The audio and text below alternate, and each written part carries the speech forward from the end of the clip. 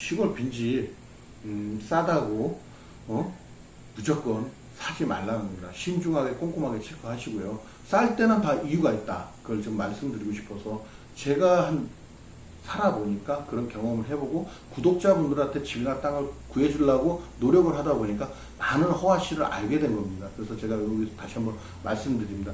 분명히 쌀 때는 이유가 있습니다.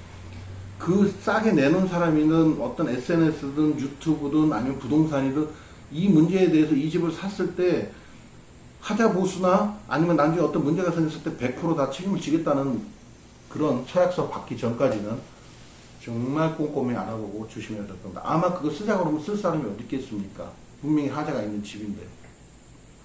안녕하십니까, 지산스토리입니다. 자, 오늘은 시골 빈집이 쌀 때는 다 이유가 있다. 거기에 대해서 한번 이야기로 풀어나가 보려고 합니다. 지금 뭐 기농기촌 하시는 분들이 빈집에 대해서 굉장히 관심을 많이 갖고 계시고 구하고 계시는 분들도 굉장히 많은데 여기는 분명히 허와 실이 있습니다. 그래서 오늘 그런 부분에 대해서 제가 콕 집어 드리겠습니다. 시골에 오시면 빈집을 좀 많이들 알아보고 계시는데 빈집이 너무 싸거나 너무 좋은데 가격이 너무 생각보다 너무 싼데 이렇게 했을 때 의구심을 좀 가져라, 의심을 좀 해봐야 된다는 그런 부분에 대해서 오늘 이야기를 한번 풀어나가 보려고 합니다. 시골 빈집이 쌀 때는 분명히 이유가 있습니다. 많은 구독자분들이 뭐 아무렇게나 살아도 좋습니다, 대충 살아도 좋습니다, 저는 집만 있으면 됩니다, 연세나 월세 없나요, 뭐 한 달 살이 없나요, 많은 저한테 부탁이 들어오기 때문에 알아보고 있지만 실질적으로 그 내부까지 깊게 들어가서 상황을 알아보면 이걸 과연 내가 구독자분들한테 이 집을 소개해주고 시간이 흐른 뒤에 욕을 먹지 않을까 하는 의구심을 갖게 됩니다. 자, 일단 이제 집들을 알아보실 거 아닙니까?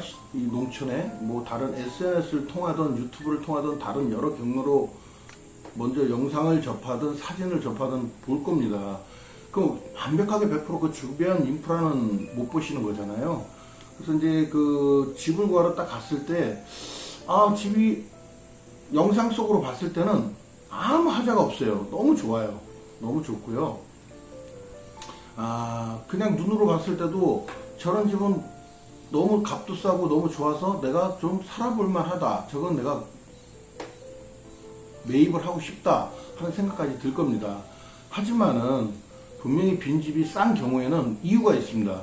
이유가 없을 수가 없어요. 분명히 집이 싼 경우에는 이유가 있습니다. 이유가 있다는 것은 바로 문제가 있습니다. 등기상의 하자나 주변의 환경 문제가 굉장히 좀 안 좋거나 그 다음에 주민의 텃세나 갑질이 너무 세거나 아니면 인프라가 너무 낮아서 생활하기가 굉장히 불편하거나 여러가지 이유가 있습니다. 지금 또 농어촌법 그 정비법이 바뀌었기 때문에 앞으로는 또 빈집도 오래 둘 수 없기 때문에 빈집의 경우도 만약에 매물로 내놓는 분도 그렇고 매입을 하시는 분도 그렇고 어느 적정선에서 좋은 거래가 성사될 거라고 봐요. 하지만 아직도 이제 시행한 지 얼마 안 됐기 때문에 그 부분은 제가 다시 말씀을 드릴게요. 이 시골의 빈집은 알아보면 상당히 많습니다. 지금 제가 알기로는 전국적으로도 한 70만 가구가 넘게 빈집으로 좀 등록이 되어 있는 걸로 저는 제가 알고 있고요. 사람이 살지 않는 집이 70만 채는 굉장히 많다는 거죠. 뭐 그 집엔 좋은 것도 있고 나쁜 것도 있겠죠. 근데 빈집이 많아도 매매나 임대가 생각보다는 그렇게 나오지 않고 방치하는 수준이 아주 거의 많습니다. 거의. 물론 구독자분들은 여러 경로를 통해서 빈집 정보를 얻고 계시지만 사실은 그 속을 또 잘 들여다보면 전부 결정적인 이유가 있어요. 이유 없는 집은 없습니다. 리모델링도 잘 돼 있고 불편함도 없이 완벽한 집이 거의 뭐 싸게 헐값 수준에 나와요. 제가 봤을 때는 한 1억 정도 가야 되는데 한 4천, 5천, 비싸봐야 6천, 거의 반값 수준 아니면 헐값 수준으로 나와 있어요. 분명 의심해야 됩니다. 그 집이 나와 있는 그 주변의 마을의 사람들도 있고 물론 그분들도 한 통속으로 갈 수도 있기 때문에 진짜 주변에 최대한 알아볼 수 있으면 최대한 알아보시고요. 그 다음에 관공서에 또 찾아가서 면사무소나 이런 데 갔을 때 빈집이 된 그 이유를 뭐 시골 면사무소들도 알 수가 있어요. 어떤 문제점이 있는지 그것도 좀 알아보셔야 되고요. 그다음 주변 환경도 잘 돌아다니면서 보셔야 돼요. 영상을 찍을 수 있는 건 찍고, 그래서 이제 그런 걸 멘토 하시는 분들이나 혹시 그런 부분에 잘하는 분들이 이런 집을 보고 왔는데 주변 환경은 이렇다고 또 보여줬을 때 몰랐던 부분들이 또 나올 수 있습니다. 그 다음에 이제 그 관공서나 이런 데 찾아보시면서 집에 대해서 등기나 토지대장이나 이런 걸 다 띄워보셔야 됩니다. 이 집의 소유지가 어땠었고 몇 년을 살았었고, 가격은 보지 마세요. 가격은 볼 필요 없고, 이 토지주와 건물주와 또 주인이 같은 사람이고 한 사람이었는지 아닌지 진짜 알아봐야 될 게 굉장히 많습니다. 쉽게 해서 그냥 생각을 하시면 돼요. 어느 누구나 사람은 손해보는 걸 싫어해요. 최소한 본전이더라도 하려고 해요. 아무리 자기가 급해도. 물론 본전에서도 조금 손해보려고 할 수 있어요. 그런 특이한 상은 아닌 상은 인간의 그 관점을 봤을 때 인간은 절대 손해보려고 안 해요. 10원이라도 이익을 보려고 하죠. 근데 본인들이 생각했을 때 집이 너무 값싸고 좋은데 저게 왜 나왔을까 하고 의심을 가졌을 때 생각을 해보세요. 그렇게 싸게 파는 바보는 세상에 없습니다. 다 싸게 나올 때는 이유가 있습니다. 이 매입을 한번 하면서 도장을 찍는 순간은 본인의 동의가 들어갔기 때문에 절대 되돌릴 수 없습니다. 계약이라는 게 우리나라 법이 그렇습니다. 속아서 샀던 사기로 샀던 그것도 나중에 본인이 규명을 해야 되기 때문에 규명할 수 없으면 억울한 일이 많이 생깁니다. 그럼 뭐 많은 돈을 가진 분은 그래 그까지 잊고 살자 할 수 있지만, 또 전 재산을 투자하고 들어오신 분들은 그 부분에서 또 엄청난 손해를 보고 그 데미지가 강하다 보니까 또 이렇게 멘붕에 빠질 수도 있습니다. 절대 도장을 찍기 전까지는 3번, 4번, 5번 그 매입하시는 부분에 대해서 꼼꼼하게 따져보고 신중하게 알아보셔야 된다는 거. 잘못됐을 때는 본인이 직접 도장을 찍잖아요. 누구한테 맡기는 거 아닌 이상은 항상 도장을 맡기는 것도 본인이 위임장을 주고 동의를 하면 그것도 똑같은 행위니까 그것도 조심하시고요. 물어보는 거는 돈이 안 들잖아요. 물어보는 건 돈이 안 들기 때문에 빈집이 됐던 뭐가 됐던 어떤 거였던 어떤 그런 행정적인 거에서 이 집에서 건축행위가 어느 정도로 원활하게 이루어졌고 문제가 있는지 없는지, 하자가 있는지 없는지, 왜 이 토지 위에 이 건축물이 서 있는지, 불법인지, 뭐 모든 거, 그 다음에 이 건물 자체의 이 옆에는 증축을 해서 이거는 불법 건축물인지 아닌지 이런 걸 다 알아볼 수 있는 부분은 일정하게 뭐 변호사처럼 상담료 이런 게 없습니다. 그러니까 설계사무소를 찾아가서 한 3군데 이상 설계사무소 분들하고 한번 물어보고, 등기부 등본 토지대장 다 띄고 가서 이런 데서 제가 이런 집을 살라고 하는데 이 집에 문제가 없습니까? 이 집에 문제가 없으면 제가 매입을 해서 리모델링 할 때는 이 설계사무소를 통해서 하겠습니다 하는 뭐 얘기를 하셔가면서 한번 상담을 최소한 3군데 정도는 좀 받아보셔야 아무 문제가 없을 거라고 저는 생각을 합니다.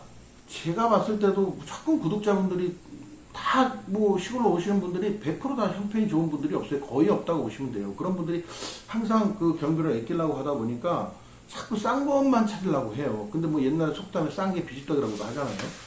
집이나 토지가 싼 곳은 당연히 문제가 있어요. 100% 있다고 봅니다, 저는. 근데 반면 본인이 생각했을 때 아니 뭐 이 정도 수준의 집이, 아니 이 정도 수준의 토지가 왜 비싸지? 이렇게 비쌀 수가 있어? 막 이렇게 생각을 해요.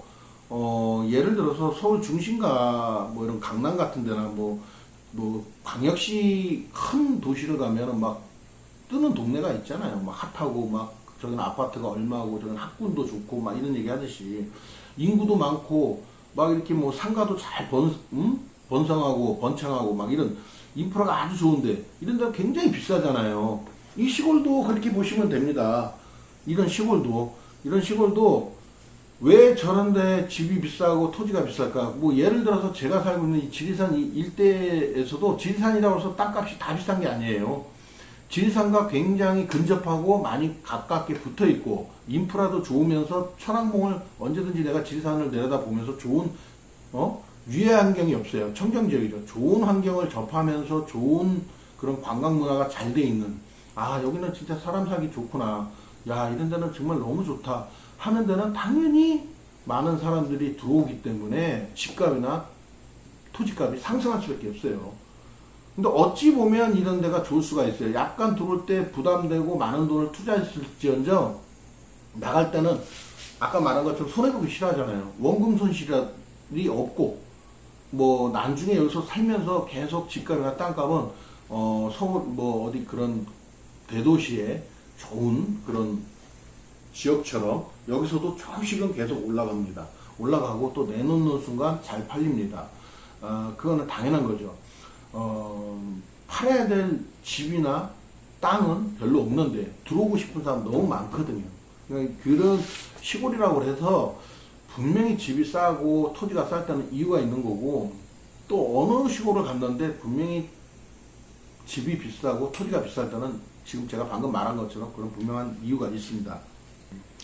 집값이 떨어질 수밖에 없는 이유가 있어요. 뭐 대형 축사가 있다거나, 그 다음에 아주 큰 수백만 볼트가 지나가는 철탑이 있거나, 그 다음에 대형 논이나 답이 있어요. 아주 큰 대형 논이나 답이 막 그림처럼 펼쳐져 있으면 그게 좋아 보이실 수 있겠지만, 그런 건 막 드론으로 약치고 막 드론 헬기로 약치고 막 이러다 보니까 엄청난 양의 농약 살포 때문에 살 수가 없어요. 그건 좋은 환경이 아닙니다. 가수원도 물론 그렇고요. 가수원 뭐 작은 건 괜찮지만 대형 가수원, 특히 사과 같은 거는 1년 동안 엄청난 약을 칩니다. SS기라는 막 풍뎅이처럼 생긴 그런 거에서도 뿜어내는 양도 장난이 아닙니다. 그러니까 분명히 그런 요인이 있다고요. 뭐 안 좋은 물이 흐른다거나, 분명히 집값이 싸고 사람이 살 수 없는 환경이 돼 있기 때문에 나오는 거거든요. 그러니까 그런 집들이 많이 나오고, 또 이제 혹자들은 그런 집을 피하고 싼 거를 구하려면 경매를 구해라, 경매를 구하라고 자꾸 그러는데, 경매에 나온 집들은 뭐 정상적이겠습니까? 경매가 왜 나왔겠습니까? 다 그것도 이유가 있습니다. 진짜 좋은 집이 나오면 경매 다 나와도 다시 그 자손들을 어떻게든 잡아갑니다. 절대 경매로 넘기지 않습니다. 값어치가 없기 때문에 그러는 거예요. 그리고 또 하나는 그 집이 있다고 하더라도 무조건 차가 못 들어가서 이삿짐을 못 날릴 정도로 굉장히 좁고, 진입로 같은 거를 굉장히 중요합니다. 진입로를 꼭 보셔야 돼요. 전봇대가 유입이 돼 있는지 안 돼 있는지도 봐야 되고요. 물론 전기가 들어와 있는 집들이 많이 있으니까 그런 것까지는 문제가 없겠지만, 분명히 상하수도나 뭐 들어오는 진입로나 이런 것도 분명히 확인을 하셔야 되는 게 중요합니다. 아무 생각 없이 이 정도는 돼 있겠지 하는 그 아주 편애한 생각 때문에 나중에 꼭 뒤통수를 맞는 일이 생겨요.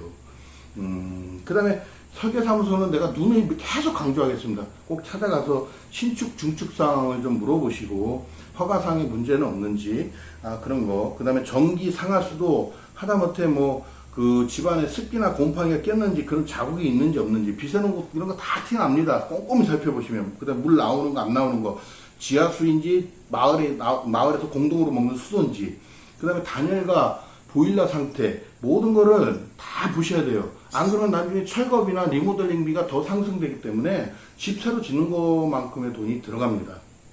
그래서 이제 그 건축비까지도 이제 본인들이 많이 알아보시고 따져봐야 된다고 저는 생각을 합니다. 그리고 이 시골집은 제가 분명히 말씀드리지만, 신축을 하시던 중축을 하시던 리모델링을 하던 새로 그 집을 매입을 하실 경우가 생겨서 한다고 하더라도, 첫째도 둘째도 셋째도 도시하고는 다릅니다.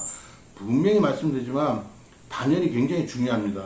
그리고 뭐 이제 주변에 자연이 가까울수록 습도가 높기 때문에 그 집안의 환기도 잘 돼야 되고, 그래서 그게 도시하고 건축물이 100% 틀리기 때문에 꼼꼼하게 따져야 됩니다. 그래서 내부 외부까지 주변 인프라까지 다 봐야 돼요. 뭐 어떤 사람들 계곡을 끼고 저 위에다 그림 같은 집을 짓고, 안 그렇습니다. 폐 안 좋은 사람 큰일 납니다. 계속 습도가 생기고 곰팡이가 생깁니다. 물이 옆에 가깝게 있다는 건 좋은 거 아닙니다. 길이 가깝게 있으면 시끄러워서 못 사는 거하고 똑같아요. 그래서 항상 그 집의 전체적인 구조물도 아주 꼼꼼하게 체크하고, 나중에 잘못돼서 철거했을 때도 철거에 적합성이 있는지 없는지 그런 것까지도 다 챙겨봐야지만 문제가 안 생기고요. 그 다음에 이제 인테리어 예산도 꼼꼼히 따져본 다음에 빈집을 사셔야 돼요. 무조건 빈집 보고 싸네, 저거 얼마나 들겠어 하고 이게 아니라, 대충 사진이라도 찍어서 나중에 계약서 도장 찍지 말고 업자 만나서 내가 이런 집을 이렇게 개조하고 이 집 상태가 이런데 하면, 물론 업자가 직접 와서 봐야 되겠지만 그런 여건이 되면 또 같이 와서 보고, 그렇지 않다면은 사진이라도 보여줘서 견적을 충분히 뽑아보는 게 좋아요. 아니면 각 지자체 홈페이지로 직접 들어가셔서 알아보셔도 됩니다. 빈집 정보가 나와 있고요. 꼭 하시겠다면은. 근데 이 사람들이 빈집에 대해서 체크를 하고 올리는 게 아니라, 빈집을 가진 사람들이 정보를 올리고, 그게 이제 지자체에 있는 공무원들이 파악을 해서 그냥 올리는 거기 때문에, 그 사람들도 그 사후에 어떤 일이 생기는 거에 대해서는 책임을 지지 않아요. 그러니까 그 모든 책임은 본인한테 있다는 거 알고 계세요. 굉장히 중요합니다. 그 다음 농어촌 빈집 찾기 프로젝트 같은 거를 많이 하시는 분들이 많아요. 개인적으로. 뭐 그분들이 뭐 사익군이다 이런 게 아니라 좋은 사회적 그런 기업이라고 그런 거하고 똑같은 거라고 보시면 돼요. 그래서 사회적 기업의 차원으로 기농기촌하는 분들한테 제공을 하기 위해서 어찌 보면 지자체보다는 더 안정성 있는 분들도 있어요. 근데 그것도 또 이제 사이비가 있을 수 있으니까 꼼꼼히 잘 따지고 확인해보고 하시는 게 좋겠습니다. 그다음에 제가 이제 마지막으로 농어촌 정비법에 대해서 말씀드리겠습니다. 이제 농어촌 정비법, 농어촌 농어촌 지역 이쪽에 이제 다 되는 건데요. 빈집 및 소규모 주택 정비 특별법입니다. 시장군수 구청장에 신고할 수 있고요. 신고 절차 방법 등은 공익신고자의 보호법에 따라서 누가 신고했는지는 몰라요. 근데 만약에 이렇게 빈집이 나와 있는데 너무 오랫동안 방치해서 거의 집이 저런 상태로서 흉물스럽다, 동네가 슬램화된다, 너무 안 좋다, 막 이래서 이제 신고하는 분들이 이제 마을에서 이장이 하든 뭐 누가 하겠죠.